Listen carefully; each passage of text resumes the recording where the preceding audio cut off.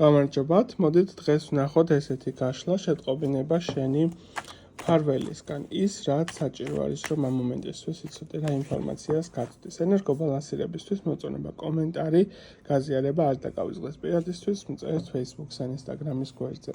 მაშასადამე შეტყობინება თქვენთვის რაც არის ამ მომენტისთვის. ეს არის ჩემი საავტორო ორაკული. მათ ვინც არიცით.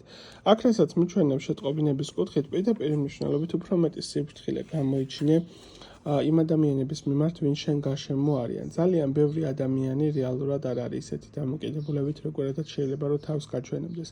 ძალიან ბევრი სიყალბე ამოდის, ძალიან ბევრი შურის თემები ამოდის, უფრო მეტი სიფრთხილე გამოიჩინე. არ გაუზიარო შენი ბედნიერება და შენი რაღაც კონკრეტული ცხოვრებისეული სიტუაციები, ხო, იმიტომ რომ პირდაპირ მნიშვნელობით ძალიან ბევრი ენერგოვამპირები გყავს. ასევე პირდაპირ მნიშვნელობით კოშკის მდგომარეობით უახლოეს პერიოდში შესაძლებელი არის გარკვეული სახის ნგრევები იყოს ურთიერთობების კუთხით, გასაშვები გაუშვათ, დასარჩენი დარჩეს, მაგრამ ეს ყველაფერი რეალურად ხდება იმისთვის, რომ უკეთესობისკენ შეგეცვალოს, ხო? მატერიალური თემებით შედარებით უფრო მეტად გისტაბილურდება.